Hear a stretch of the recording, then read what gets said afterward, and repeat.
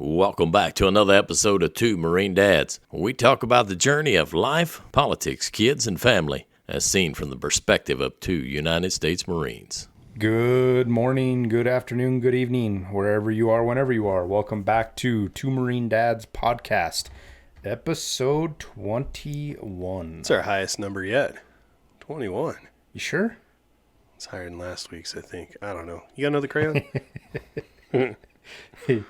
Today, we're going to do like most people have. They're doing this stuff. We're going to talk about the joint session of Congress, the fairy tale that was told to them, or the however you want to phrase it. Basically, it was a bunch of lies bathed in more lies with colorful pictures for Biden to read on the teleprompter, I'm sure. Well, it was a joint session, so that might have had have to do with all of like the fucking four people that were there. They're passing it from point to point. Hey, everybody, get the COVID vaccine, but never mind if you get it. We're not actually going to change any of the rules. Right. I think there's supposed to be 1,200 people at a joint session of Congress with, Congress and senators and stuff, and and then all the guests and the Supreme Court and the Joint Chiefs and the cabinet. And there was maybe 100 people. 200. I think it was 200 people. Yep. I mean, it was usually there was 200 people there, and I can't remember if a normal State of the Union was 1,200 or 1,800, but it was. Yeah, it's usually like Thunderdome in there. Like when people applaud, you can hear it for a block. I said, you could still hear the applauds, and I swear to God, they had like an applaud machine. Like it wasn't actual people applause. No, there was like five people. There was no way because all 200 of them sure as shit weren't clapping. I mean, Ted Cruz fell asleep. No, it was pretty split. But. We wanted to kind of dive into some of the stuff that Biden said, claimed, lied about, and straight up just didn't understand. When somebody's talking about taking away your gun rights, and they say that deer don't wear Kevlar, it really makes me question how much they understand about guns. And with Biden, we already know that's not anything, but. That was only one of many facts that went on inside of that. And, there was multiple times in the same sentence, not only did he lie, he contradicted his lie with another lie. Like, I didn't know that was something you could actually do. Like, if somebody came and told me, hey, I want you to tell a lie in a sentence, but before you end the sentence, you need to contradict that lie with another lie. And it would be hard. And it's not like this was one of the usual word flubs where instead of saying flag, he says fag, and he dropped the hard N-word a little while ago. Those are word flubs. He didn't actually mean those things, but he said them. This wasn't that. He's reading off a teleprompter, which means somebody put in a speech, it's that... things like there's no amendment in the Constitution that's absolute. Yeah. Really? I think there's a few in there that are pretty goddamn absolute. Yeah, I mean, specifically the second one says, shall not be infringed. Those words are actually a part of the amendment. I mean, you want to tell me what part of search and seizure is not absolute? Right. I mean, can you not plead the fifth? Is there any period of time where you not pleading the fifth is absolute? I looked through this, and the one that jumped out the most, I think that he would find absolute, even though he just said that it's not, would be the right of the citizens of the United States to vote in any primary election. Basically, it's the anti-poll tax amendment. Well, I think there's something worth dividing the Bill of Rights up with the rest of the amendments of the Constitution, because Bill of Rights are the first 10 for those of you guys who don't understand the difference. Yeah, and the ones that were created with the founding document. These were the ones that got all the states to sign on, essentially. And there's a difference between those and like what was it, the 23rd or 20, not the 25th, 24th prohibition, whatever prohibition. 18th. 18th. Was it the 23rd that repealed it then? Yeah. Yep. So obviously those aren't absolute because they repealed them, and any adjustments from there. But that's not a framework for what the Bill of Rights is centered around. The Bill of Rights aren't giving you a right. They aren't taking away a right. Yeah. They are listing what you cannot do. And we've dove into that in detail before, but they're basically telling the government what it can't do. These things exist. We're just writing them down because they're really goddamn important. And we don't want it to ever be questioned. And that's why he's so pissed about it. Oh, you can't yell fire in a crowded theater. He brought that old super gem wrong. Back up again. That's basically not true. You it's can. Not basically, it's not true. Yeah, you can yell fire in a crowded theater. And it has been true since like the 60s, I think. Yeah. It's just if someone gets hurt, you're liable. but you have the absolute right to do it. What was it that he said about, it's not a Republican issue, but it is a Republican issue? Oh, hold on. I wrote this one down because I wanted to make sure I got it right. Quote him word for word. Yeah. Give me a second here. Okay, here he goes. And so, all right. So he's talking about the Second Amendment. Okay. And he says, certain people cannot own weapons ever. And we're not changing the Constitution. We are being reasonable. I think this is not a Democrat or a Republican issue. I think it's a Republican issue. I'll repeat that. He said, I think it's not a Democrat or Republican issue, comma. I think it's a Republican issue. So he's, in one sentence, he's saying, well, we can both come together. This is not a Democrat or Republican issue, but it's a Republican issue. Well, maybe he maybe means only the Republicans that shoot at deer that wear Kevlars. Those are some badass deers. They have Second Amendment rights too. You definitely need a 100-round mag for them. Well, they're fast little fuckers. They have 4 legs, 100-round tracers. Yeah, 100-round, 30-round tracer mags. Magazine clips. It's and some of the other stuff he dove into this about was, about how there were guns you couldn't have and they couldn't ever have them. And we talked about this in past podcasts about how, fucking merchants literally had ships of war, and those were the first navy that the U.S. military ever had. They weren't warships, they were merchant vessels that protected themselves and were often better armed than others. So trying to say that that there was weapons people couldn't have. I mean, the militias were made up of weapons that the people bought, cannons, muskets, rifled muskets were the highest tech thing of the day, and they were civilian owned. And the last time somebody told us we couldn't have something, it started the Revolutionary War. Lexington and Concord, when the British tried to come and round up some guns, it didn't end up really well for them. In fact, it was a couple decades of war with us and France, and then a new country showed up that basically doesn't care about what the UK thinks anymore. Exactly. Yep. Shot her around the world, that whole deal. But no, it wasn't until we can verify this in the notes, but I think it was 94. Up until 1994, you could buy explosives with a driver's license. I think so. You could walk in and buy dynamite with nothing more than a driver's license. Well, and prior to that, I don't think you needed a driver's license much prior to that. Now it's controlled by the ATF and all that. Right. But not just that. I mean, you think about it. It's that. I think things have changed. With the technology of explosives and stuff. That's back in the day when you had dynamite and you lighted it with a fuse, and you remember the explosives weren't ever the really crazy regulated item. It's the fucking blasting caps. Right, explosives are whatever because they're useless without a blasting cap. That was what was regulated. So maybe I'm mistaken. The explosives are still regulated, but the thing they really, really, really, really, really care about are the blasting caps. Those are the things that have the higher level of control and that are harder to get a hold of. Because modern explosives are useless without a blast. It's a safety thing. Right. Yeah. You can really beat them up. You can light it on fire, and it will not explode. I remember the first time when we were drilling the shaft in Vegas. I say drilling. We were shooting and blasting the shaft in Vegas, and I watched those miners the first time they grabbed that box of explosives, enough explosives to level a house. Oh yeah, and they boxes just hucking it on the ground and bouncing around, and I'm looking at it and they were carefree. But as soon as the blasting caps came out, everybody was on eggshells. Yep. Because you sure shit didn't want to step on one of those on accident. Yep. Well, yeah, but just by itself. That's what I mean. Terribly. That's the only time, interesting anecdote, the only time I've ever been afraid to get on an airplane. We were in Snoqualmie and we were loading, blasting, had me down there, stabbing the blasting caps and doing the whole thing. And you got all these, you got these literally got covered in explosives. Yeah. So if literally things. 2 hours later, I'm getting on the airplane and I call my wife. I'm like, well, if they run me through this, I am literally going to set off every alarm because I'm not getting a shower. I wonder if that happens if they check for if you're like a certified blaster. Or not. Yeah. Oh yeah. I was on the list to be able to help, but I wasn't a certified blaster. I was just one of the peons that got registered with the ATF to say, yeah, you can handle these, But yeah, no, I swear to God, it wasn't me.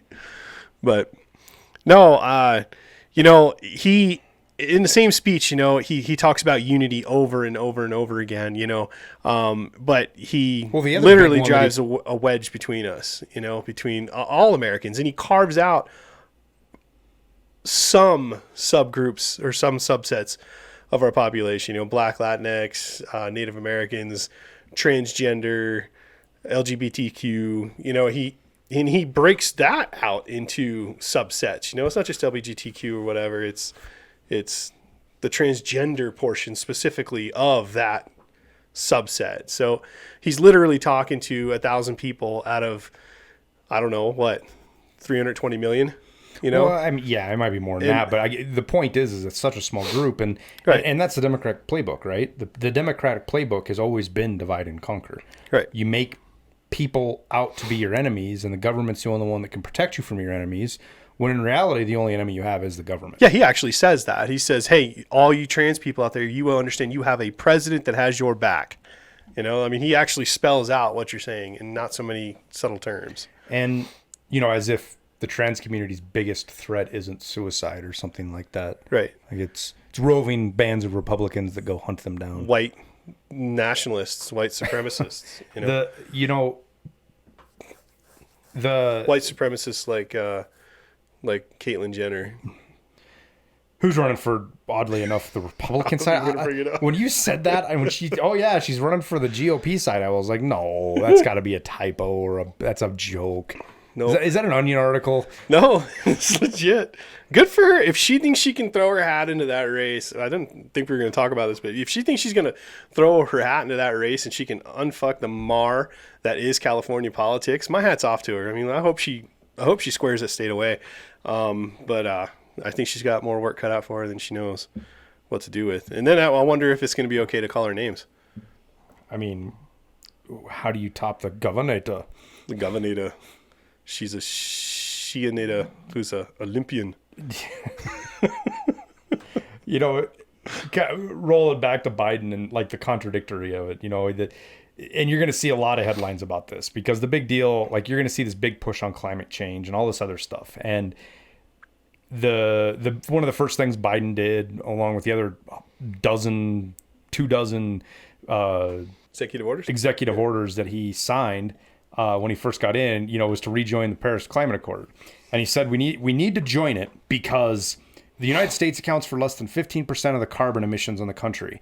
And if we do everything perfectly, nothing matters. It doesn't matter. Not nothing matters. If we do everything perfectly, it doesn't matter.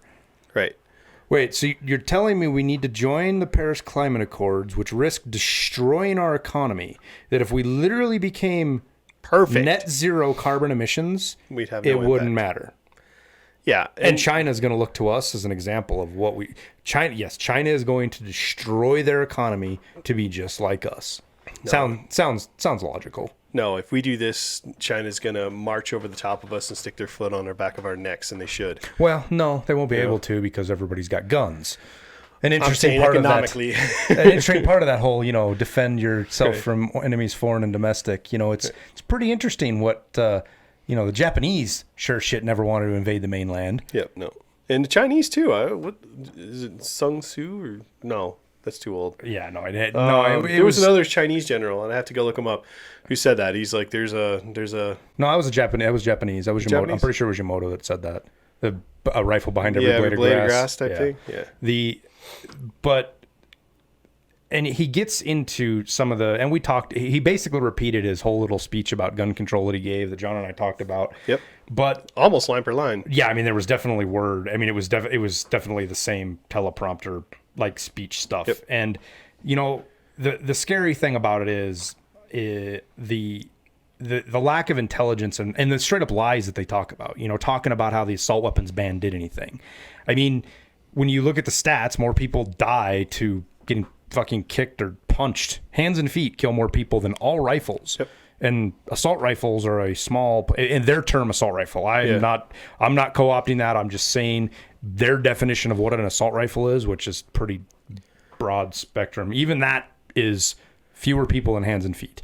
Yep. So their goal isn't to actually make people safer. That's what they tout all this stuff about, is we're going to make you safer by banning these guns. You know, he talked about 50 women a day get shot by their lover or, you know, somebody that's close relation to them. And it's like, okay, well, does any of your laws actually make that not happen? You know, of those 50 people that were murdered, how many of them illegally owned a gun?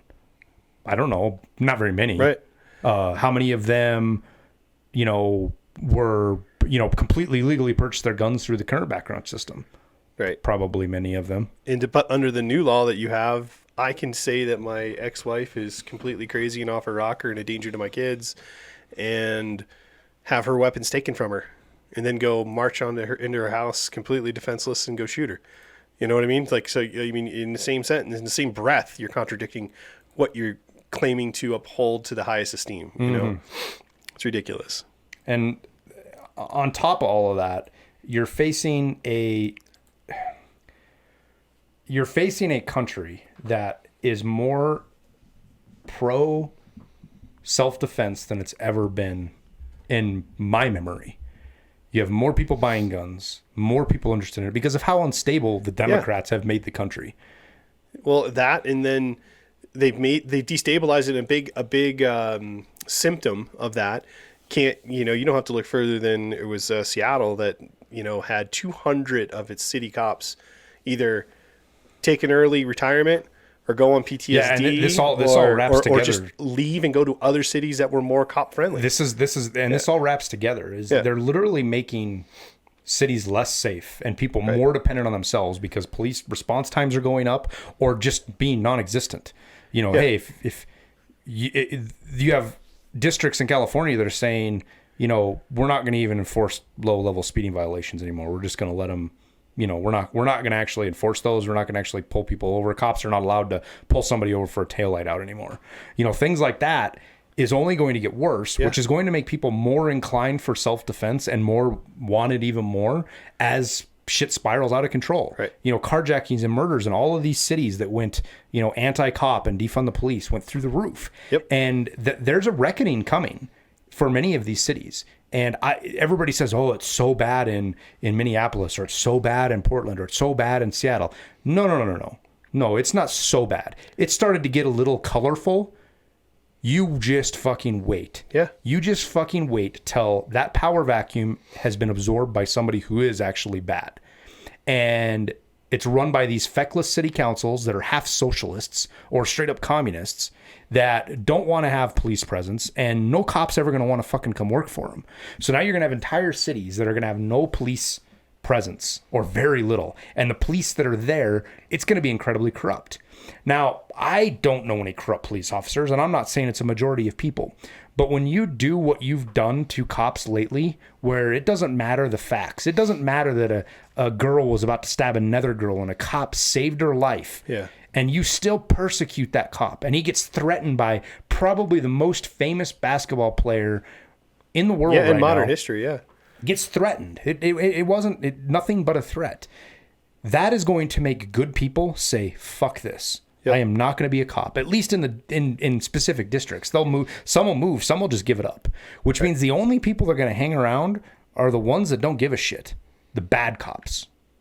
Those are the only public people that are going to ride through that. The ones that are just in it for a paycheck, they're not going to respond to calls. They're going to make sure they take 20 minutes to get there because they know everything's going to be over by then, and they're just going to be there to clean up the mess. Right. They're not going to. They don't give a damn about their community. They, like you said, they're just there to collect a paycheck. And so you've got the lowest common denominator of the people who are trying out, just the guys who want it, or even worse, the ones that were. They think they're vigilantes or they're fucking superheroes, or they were failed out of fucking military. Yeah, they were picked on a lot, and now they're they got a vendetta, and I've ran into one or two of those, but overwhelmingly, I would say 99.9% of the time, every police officer I've ever dealt with has been 100% professional, has treated me fairly, whether or not I got the ticket or not, or whether or not I was under arrest or not.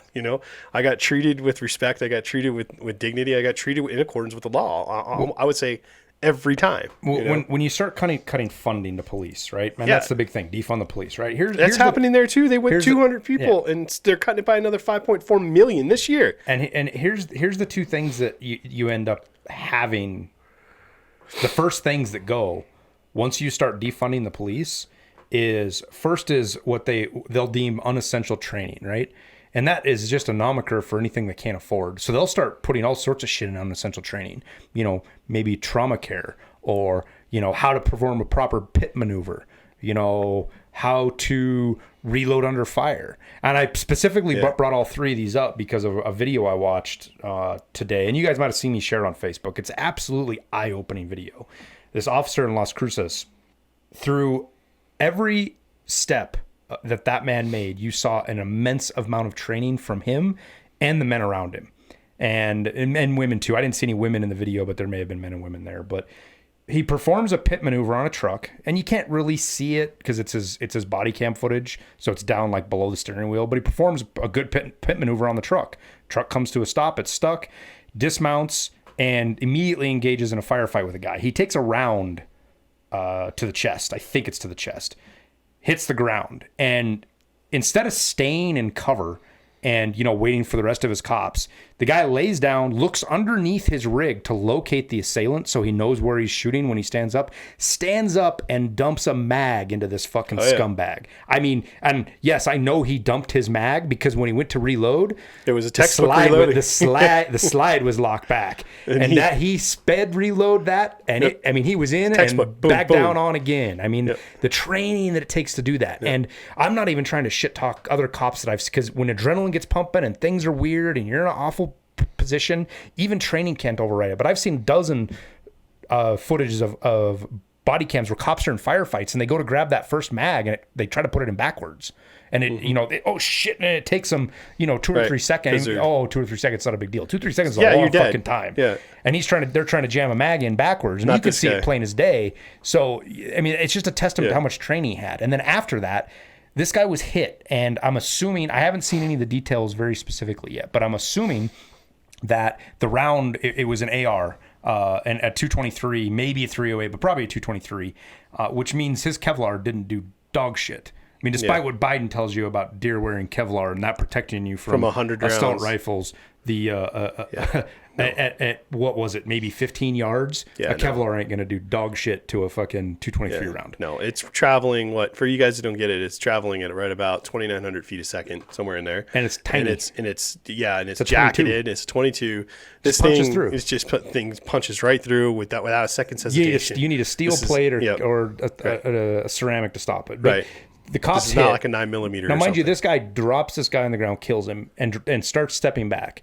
Within, I don't know, maybe 5 seconds, there's another officer. He's on the radio saying, "I've been shot. Request medical assistance." Blah blah blah. And then another officer shows up and grabs the guy, and he's like, "Get down, get down, get down." He's like, "No, I don't want to get down. I don't want to get down." He's like, Put my weapon away. So for whatever had happened, he couldn't holster his own weapon. So you see the officer take the weapon out of his hand, secure it, put it in his holster, and then the swarm shows up. Yeah. And I'm not gonna lie. I mean, it hit the feels, man. It chokes me up when I see stuff like that. When you see that much teamwork come together, and you see that many guys show up that care about each other, they immediately began rendering trauma care to this officer to make sure he was going to make it. There was no questions asked. They didn't give two fucks about that piece of shit sitting on the ground. Everybody, and rightfully so. Screw that guy. But everybody fell into their rhythm, and I've seen that a handful of times where we've done it, But one guy was cutting off his vest, another guy was taking care of his gear, and then somebody else was already on the horn, with the tomahawk, getting the, other guys are clearing the area so the helo could land, and blah blah blah, med kits, the whole bit. At one point, the camera falls off. You can see they're stripping them down, doing it systematically. I would love to know why they didn't ask him to lay down. That's the one thing I was like, that we were watching the video together, and I'm like, why didn't they set him down? Because I mean, if you pass out, kind of a thing is what went through my head going off our training. Now he got. But there's obviously something else there that they kept him standing to fill in the gaps. All that's been reported that I've seen so far is that he was life flighted from the scene with non-life threatening injuries. Now that could be really shitty reporting. Nobody could have known it was non-life threatening until they got him to the hospital. But at the end of the day. The guy has survived. He got shot. It's life-threatening. We're making the reason I talk about that the assailant is such a piece of shit because he had killed a cop already. Yep. He had already shot a cop, and it was a massive police chase. I mean, once everything stopped and the guy was dead, you could see 20 cops and there were sheriffs, highway patrol, local police. It was everybody, and this is all of this. That whole scene is a prime example of training. And all of that goes out the window when you start cutting funding. And not every police officer in the country is like that. You see, there's police officers all the time that fumble around, and it depends on their departments. If you live in Ennis, Montana, you don't need to train the same as somebody who lives in El Paso, Texas. Right. The chances of you being around 30 other cops just doesn't exist. And on top of that, funny enough, and I hate diving into this shit so much. It bothers me so much. But most of the officers I saw there were minorities. So this false premise of systemic racism. The white guy got shot, actually. No, he was Hispanic. He was Hispanic? Yep. Yeah, okay. I mean, okay, I didn't pick that up. I thought he was a white guy. No, he's Hispanic. Based on his name and his picture, I guess he could look like you, and I could be wrong. But what are you trying to say? Your name's not Hispanic. Juan. But Juan Diaz. Juan Dor. Juan Puertas. What was that guy's name? Raul used to call me that. He did. Yeah, I know. The idea that, you have these racist institutions as cops, when in many of the precincts, for Portland, for example, where there was all this strife about, the anti-police movement, defund the police, the biggest minority in the police force was white people. Yeah. And so the idea that you have minorities being racist against minorities, while it does happen, the idea that you have Hispanics hunting down Hispanics or black cops hunting down black cops just doesn't meet it. And this whole idea of systemic racism is so disgusting to me, because you have people in power and control that are telling a portion of the population that it doesn't matter what you do, people are going to come looking for you just because of the color of your skin. Or that they can't accomplish anything because of the color of their skin. They can't find their way to the fucking DMV. The whole world's against you. Whole world's, and you tell that to a person enough, they're going to believe you. We can't have voter ID because black people. This is what this Democrats. Is legit. This isn't quoted for Democrats, but this is essentially what they're saying. We can't have voter ID because black people or minorities are too stupid to get an ID. Or they don't know how to register online. They can't use the app.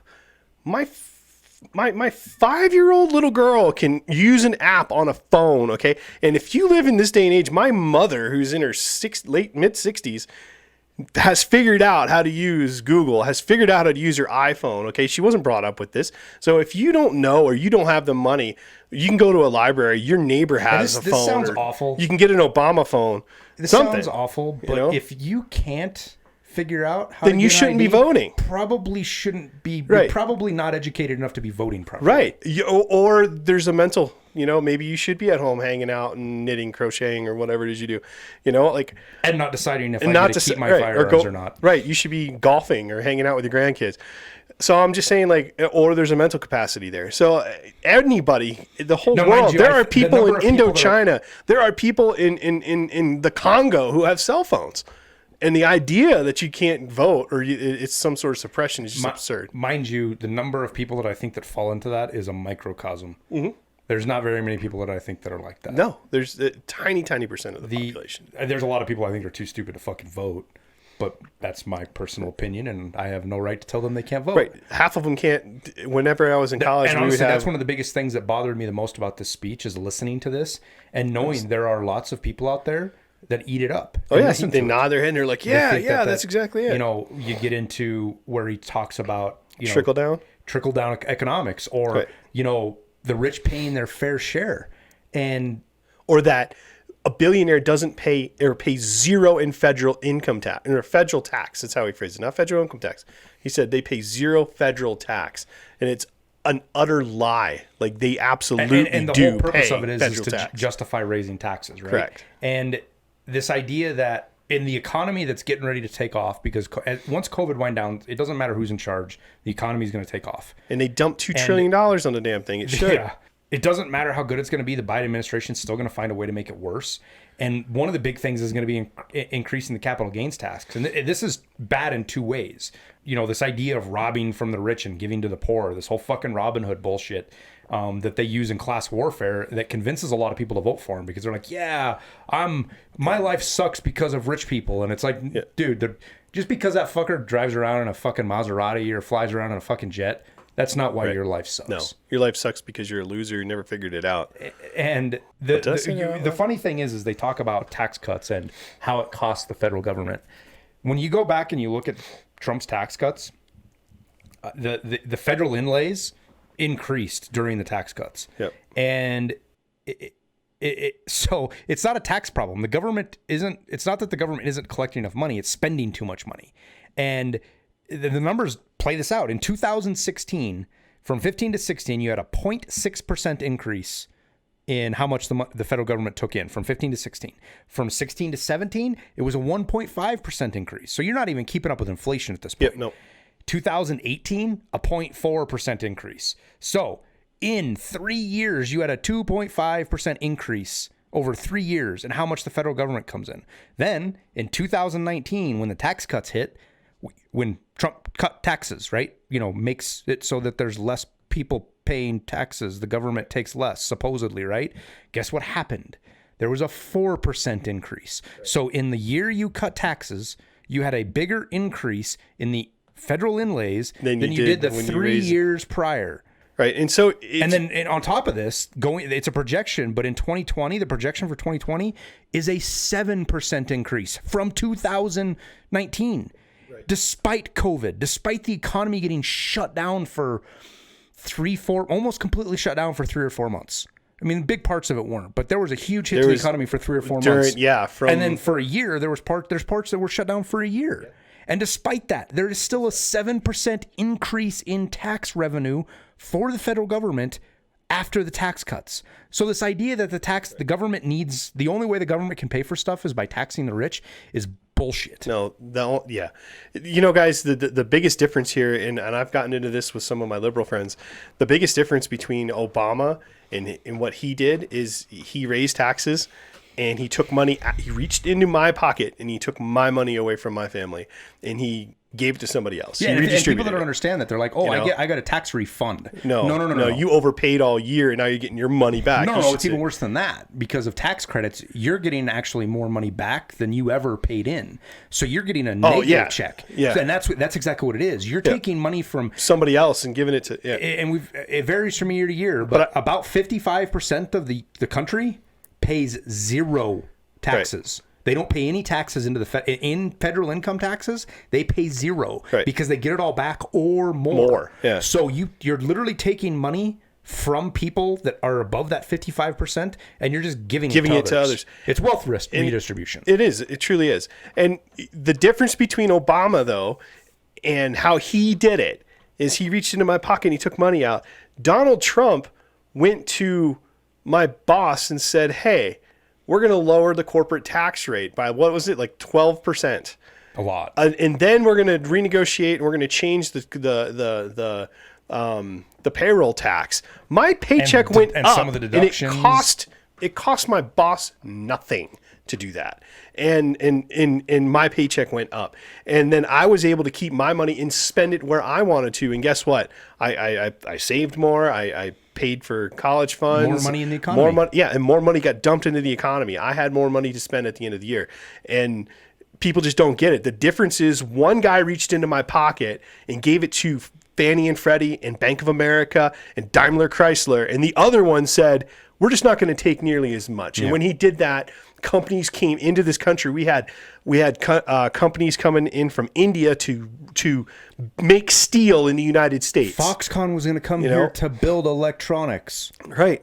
From China. From China, when right. Have we ever insourcing, guys. Have we ever stole jobs from China before? Right. We had insourcing, tremendous insourcing. And where do you want to park your money? You want to park your money where there's a gigantic military and where there's freedom of your cash to flow. And then under Donald Trump, with those tax breaks, reduction in taxes. How am I saying that wrong? Tax cut. Thank you. That's what I was looking for. The tax cuts, it rained $100 bills in here, and he renegotiated with Canada and Mexico, USMCA. So it's totally different than how how Biden did it. And it's totally different than how this jerk-off's going to do it. Obama and this jerk-off. Yeah.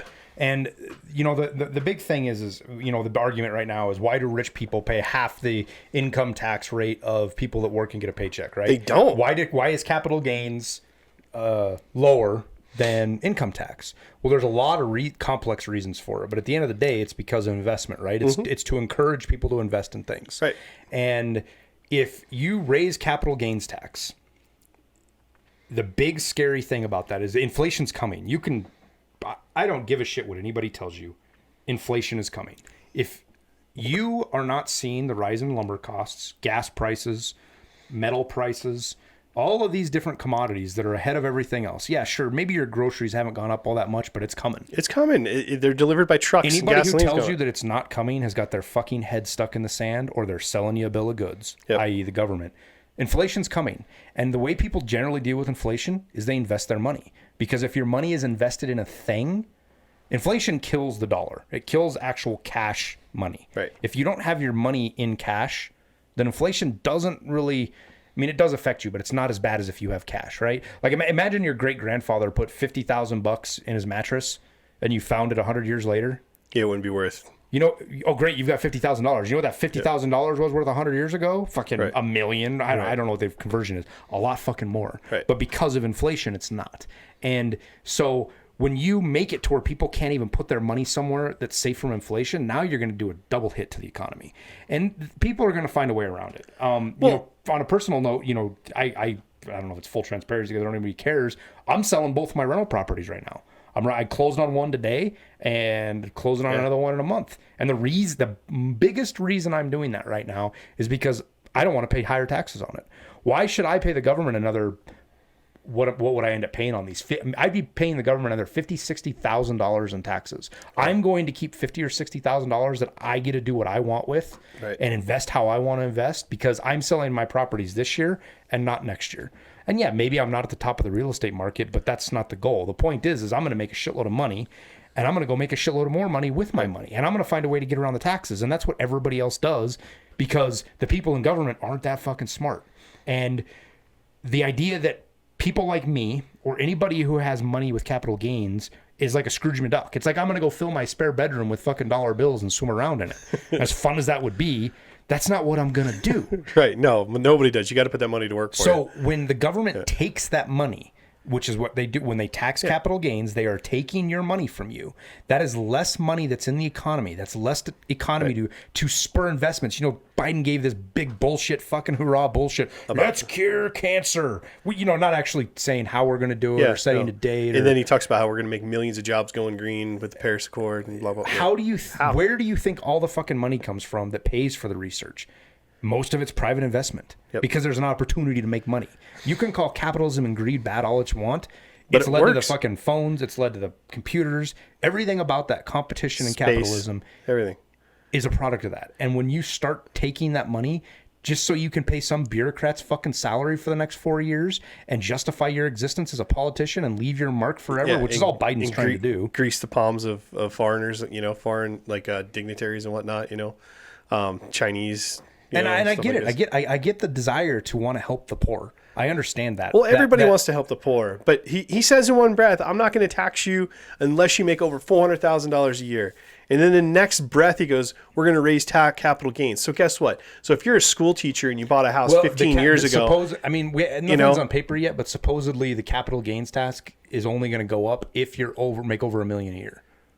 I didn't see that. He didn't say that anyway. It's not written, but that's kind of where they talk about it. And but that's your low man on the totem pole. But the point at the end of the day, they've said we're not going to raise your taxes if you make over $400,000 a year, and then they go, well, we actually meant if that's a married couple, you know. So if you're single and you make over $200,000, but it does affect. My point is that it will affect you if you are making $50,000 a year, $60,000 a year as a teacher or a garbage man or something, right? I mean, you're making decent money, and over the course of those years, you go and you buy a piece of property, and it took you 10 years to appreciate. Now you're like, hey, it's payday, and they're going, pay up, sucker. Guess what? You've made capital gains. Ha ha. We know you only make $75,000 a year. You're nowhere near $400,000, but we're going to tax the fuck out of you anyway. Mm-hmm. You know, so when they say that, it's disingenuous. They're lying through their teeth when they say that. You know, not to mention all the trickle down, you know, taxes or embedded taxes. You know, that are associated with It's like the rich guy's not going to pay this. The guy. The gal flipping the burgers at Wendy's is going to be sales tax. It's like lottery tickets, right? Rich people could buy lottery tickets, and it costs them a lot more than it costs them a lot less than it does poor people for the same benefit. It's the same thing with sales taxes, right? Sales taxes and fuel taxes disproportionately. There you go. Affect poor people lower income people and high. Oh yeah. The fucking guy that flies around on a fucking G5 jet or whatever they are now, he doesn't give a fuck about the 6% sales tax he pays. No, but it at sure the fucking gas shit station. affected my family growing up. My mom. The family that is barely making it by, that they've got to pay 6% on diapers and food and everything else. Yep. It really matters to them. Yeah. In And Florida, that's what it was, 6%. You're seeing this in the migration of people in the country, and this is the bright spot, is that you're finally seeing people start to recognize the lunacy of this shit and leave.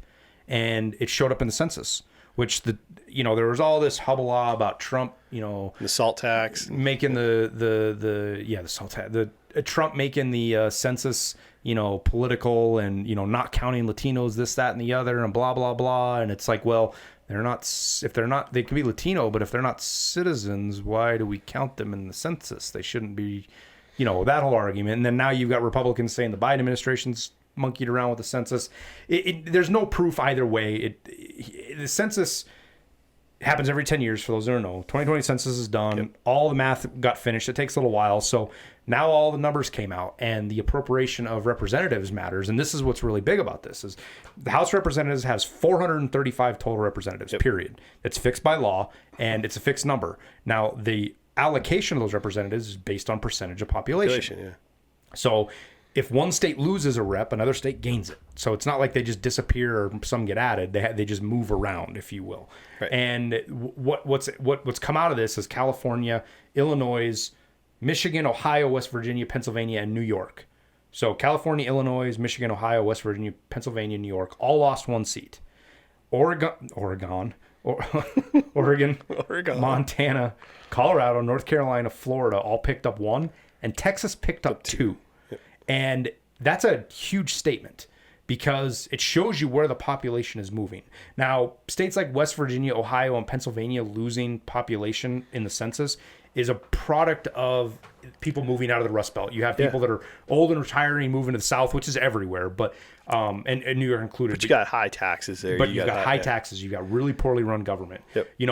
I imagine maybe New York Tremendous wouldn't have lost a lockdowns. seat if Cuomo hadn't killed 15,000 people. Well, they were saying it was down to 89, so if you would just allowed 89 of them to live. New York was 89 people short of losing a seat. So I want a recount. Well, you shouldn't have murdered that. And then no, they shut down. No, they straight said, well, if we just keep counting, we'll find 89 people. Well, that sounds Isn't familiar. that what you just crucified Trump for saying down in Georgia? If we just kept counting, you'll define the votes? Yeah, kind of sounds similar, huh? Yeah, no. Amazing how nobody made a big deal out of that. Well, Trump was racist, so I mean, and if you murder old people, that's not racist. So yeah, he murdered all races equally, so it's ageist. different. It's ageist. And when it comes to what these representatives are going to be, right? So you're saying California lost a rep. Well, the funny thing is because of gerrymandering and all the stuff's left up to the states. I would bet dimes to dollar that the rep that disappears from California is one of their few Republican reps. Like, that's the seat that disappears. I don't know. Because the state legislature gets to decide, right? They get a redistrict. Oh, yeah. So they're definitely going to bounce a Republican. They're going to bounce a Republican. Sure. Same thing with New York. If there is, I don't know. New York, we'll see. I would love to go back and see. Guess, but at the same time, there are some red districts there. The whole damn state's red, with the exception of the city. But at the same time, that red seat's going to get picked up by, I can guarantee you the Republican Congress or the legislature and governor in Texas is going to make sure both of their seats are red. I sure should hope Montana's smart enough to make both of our seats red. Because Montana's picking up a seat, which for as long as my educated life has been around, where I even paid attention to that shit, we've only always had one rep. And the funny thing is I'm going to call this right now. It hasn't hit the news yet because there's a lot of other shit happening, but you're going to see this creep in here in the next couple of months as the districting happens. And every one of the blue states that kicks out a Republican, it doesn't matter if they're black, Chinese, it doesn't matter. Or it could be Bruce Jenner. It could be a transgender, be even worse. It could be a black Bruce Jenner. What's it? It's not Bruce Jenner anymore. It's Caitlyn Jenner. Caitlyn Jenner. So it could be a transgender black lady, and it's fine. That's just politics. So you could have but I guarantee you they're going to call Florida, Texas, Montana. We're all going to be called racists because of the way we gerrymandered. But all the blue states just is what it is. It's politics. I'm going to call it right now. You're going to see it when this all starts to come around. It's all going to be based on race and this, that, and the other. And for me, this is awesome for Montana. I mean, we had two up until the 90s. Yeah, let me see if I hold on. Actually, I think it was 1962 to 1990. Montana had two representatives, and we lost him. We went down to one. And to me, the interesting thing about Montana, for those of you guys that aren't around here, sorry, but we get to talk about Montana in the national news, and so we're gonna do it a little bit. But there's three big cities in Montana, and there's more than this, but there's three big cities that are blue. Most of the state's red. There's like 5 counties that voted for Biden, and the rest went Trump when you look at the map. And even those counties, some of those went for Gianforte for the governor here, which is funny. But they've got to divide the state in two, right? We got to have 2 representatives, so you got to have 2 districts. So are they going to put Billings and Bozeman and Missoula together, or are they going to put Bozeman and Billings together? And where are those numbers going to be so that you can, or even better yet, do we cut Bozeman right in half? Do we do it like the Democrats do in Massachusetts and shit with split the streets? Just right down the middle of Bozeman. This half is this guy, this half is this guy, just to watch everybody freak the fuck out. I don't know. I looked before to see if I could pull up, from 19 up to 1990, and to see what the districts look like, and I couldn't find a map. But yeah, it'd be interesting to see. Maybe they go back to what they were, or maybe they come back and they're like, screw that, we're going to keep it all Republican. It's going to do it based on population. I mean, that's what they're supposed to look at the population, and you're supposed to do it based on population, but it's politics, right? Yeah, it's politics. No, they split the A red state's going to make sure that it's a red representative, and a blue state's going to make sure it's a blue representative. And they do that on purpose, because if there's more of a certain type model series personnel who vote your way on this side of the street versus that side of the street, they split it. Like your neighbor can literally be in a different district. This is a big reason why they, well, not even worse. Your neighbor could be in a different district than you. The guy across the street can be the same district, but his neighbor on the opposite side could be that same district as this guy, because they literally draw the line around you because they know you guys vote one way and they vote another way, and that's how they want to cut it up, because they want to make sure that the seat doesn't lose. That's why incumbency is so powerful when it comes to House of Representatives. Is big part because of gerrymander. This is why winning. This is what we've preached this before. This is why local elections are so huge, important, because the local officials are the ones that decide these. So if you and that was actually the bright spot of the last election, is that so many state representatives and governors went red. So even though we might not have picked up the House, and the Senate doesn't work that way, but the House, coupled with the 18, coupled with the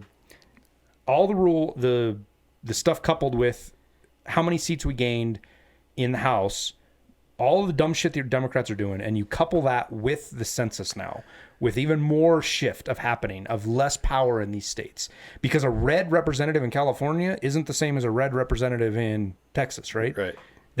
This is big, and it's a shining light for the next election. And again, this is why local elections are so important. Huge, yeah. And again, that's where all the laws start.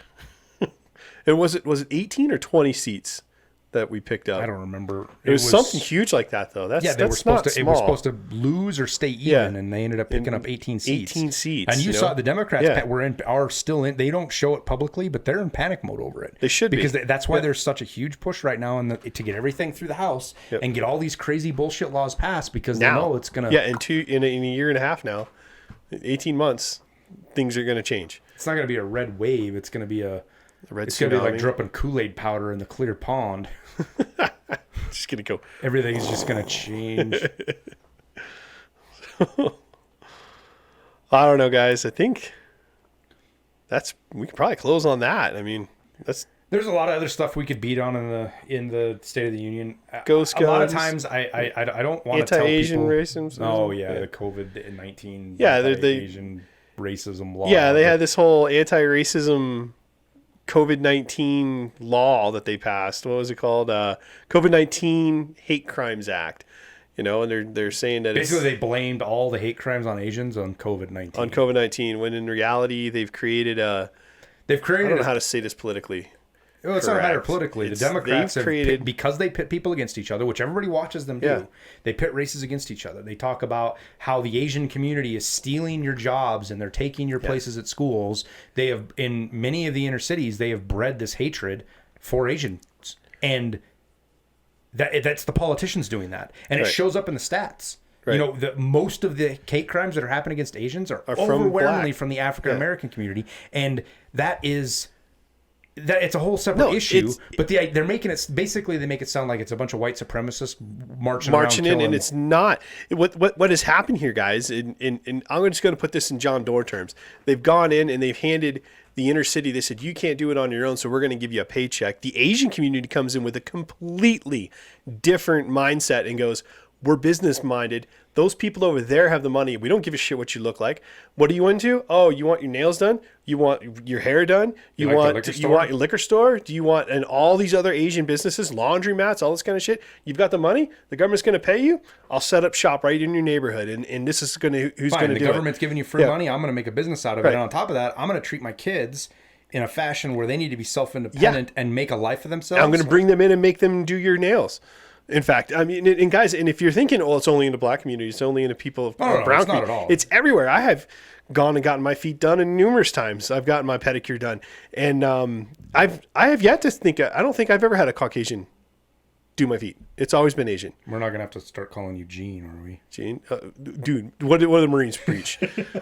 Keep your feet unfucked. Part of that is getting a goddamn pedicure once. Like don't get swamp foot, not go get. Fuck you. It's nice. I have an AR-15 and a pedicure, bitch.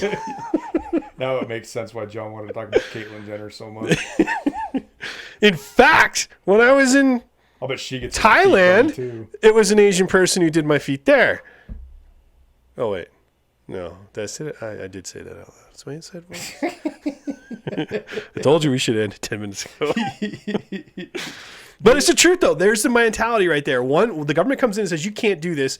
Another group of people ignores the government, comes in, sets up shop, makes bank. And then they go, look, it's these people here taking your jobs. No, it's your failure to create your own. And if I don't like telling people don't go watch something, right? Because I want you to be informed. I want you to be educated. I want you to make your own opinions.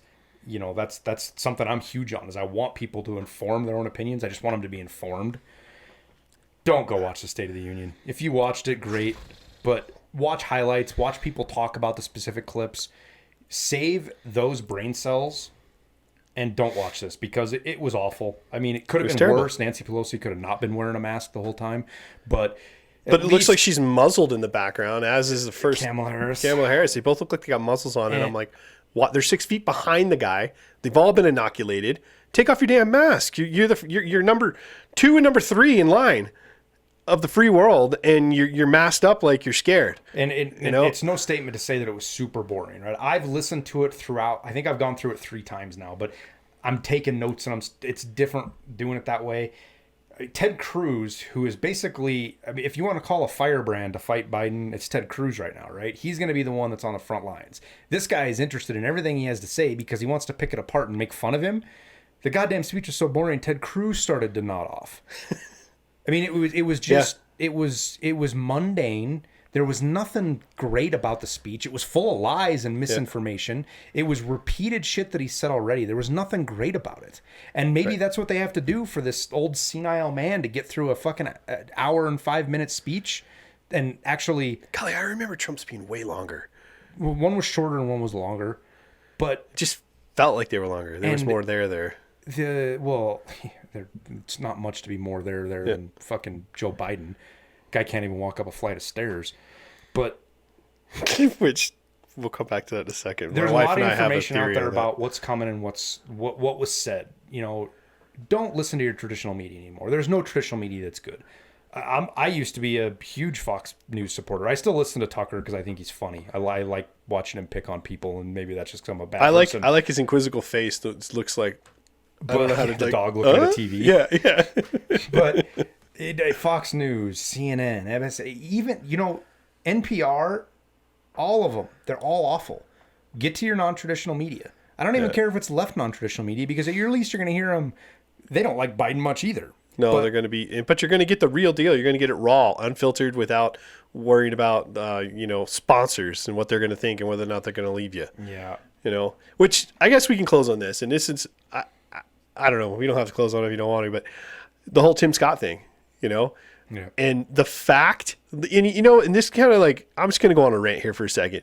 To all you people out there who are like offended, my mom called me mean, or my dad called me fat, or da-da-da-da-da.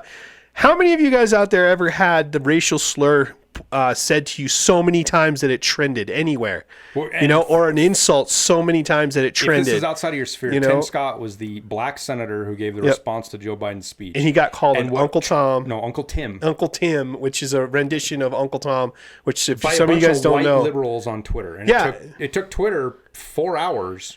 Right. 4 hours to take that down and not make it so you couldn't tweet that. And they didn't ban anybody. They just made it so you couldn't tweet it. Right. Could you imagine if somebody had called Barack Obama Uncle Tom, or Eric Holder, or said Kamala Harris, any other racial slur about them, period? It would have been immediate deafening. They would ask them to be fired, blah, blah, blah. Yeah. And you would have seen companies would have fled. Yeah, you would have seen people getting fired from their jobs. But here's an African-American senator whose grandfather was a slave. Whose grandfather was a slave. His great-grandfather, right? I think it was his grandfather. Grandfather was a slave. His dad had to go and pick cotton. He grew up in that whole farming mentality, which is kind of how I grew up, understanding it. It is poor. And, and he's being called an Uncle Tom because he's a conservative, and he's being called it so many times that it trends. Okay. And you know what he does? He stands up and he goes, well, it is what it is, and he ignores it. He doesn't like it. He says he doesn't like it, but he moves on about his business and continues keeping on. And I don't want to sound like Joe Dirt, keep on keeping on, but the fact of the matter is he stands up, and every man in this country should emanate that way of thinking. Every woman in this country should stand up and look at that and go, yeah, that's how you handle bigots. That's how you handle, redneck swine. Oh, wait, they weren't. They were actually well-educated, woke people. But anyway, I digress, Like, that is how you handle it. You stand up and you go, hey, they called me this. It's unfortunate they called me this, but I'm still going to be a senator. I'm still going to, be heard. I'm still going to continue to move forward, and I'm not going to be affected by other people's bullshit or empower them. That's how you handle that, and I don't know. I was actually motivated by that, to see that. And to see his poise, and to see that he wasn't apologetic, he wasn't anything. He was like, "This is bullshit." Well, and him, and then Alveda King, and making fun of the whole thing about the racism from the left. Aunt Jemima. Aunt Jemima. So it's racist to put Aunt Jemima's face on a syrup bottle, but it's totally cool to call the granddaughter of Dr. King Martin Luther King Jr. Yeah, Martin Luther King must be spinning like a rotisserie chicken right now. He must be. I mean, has anybody been out there? I mean, is there smoke coming out of his grave? I mean, this is bullshit. I cannot believe that we're even having this conversation right now. And it would be acceptable in 2021. All because they disagree politically. Right. But I think that was we'll wrap her up there. That's that's our recap of the State of the Union fairy tale. Try to hug and kiss liberals and communists, because it's pretty much what we did with Bernie. And fucking Bernie was there. He was one of the 5 people keep the marching on. We'll see what other boondoggles come out in the next couple of days. Yeah. Personally, I'm not super worried about the gun stuff. I don't think they're going to get anything done beyond what they can squeeze out of the ATF, and we've got some stuff in the Supreme Court that might change it big time. The big one's going to be taxes. They're going to change taxes, and this isn't financial advice. I'm not a financial advisor, but prepare yourself for it. Call your CPA. They don't need a majority in Congress to get tax reform done, or not tax reform, to change taxes, because they can do it through budget reconciliation the same way they did Obamacare. Yep. The issue with that, and like I said, that's exactly why I'm selling my properties right now. I'm getting out from underneath them because I don't want to pay another $50,000, $60,000 in taxes next year. I'll put them somewhere where I don't have to worry about the taxes, and we'll push to get we'll push him into a Clinton scenario where he's an idiot for the first 2 years or the first term, and then make him lame duck after that. Newt Gingrich shows up cheating on his wife and makes it balance the budget, and then Clinton takes credit for it, and anyway, we're getting another round. So, but guys, if you like what we're doing here, like and subscribe. We want to hear We want to hear from you again. And Thank you. Share us. Share with your friends. Thank you to everybody who subscribed. What are we up to now? 75 subscribers. That's huge. It's our biggest number yet. John wants a gold star. On a gold star, we got 75. Anyway, guys, thank you. We appreciate it. And we're having fun doing this stuff. And like and subscribe. We also have the Facebook page as well. So go over there. If you guys have anything you want, comment, if there's anything you guys want John and I's opinion on, you guys want us to dive into, any detail, anything you got leave us a questions message. on, Let us know. hit us up in the comments. We'll be happy to include it in the next episode. Hopefully make some fun of it and make some light of it and make fun of it. Yep, and have a good time doing it. So, all right, guys, as always, have a good night. Semper Fi. Have a good night.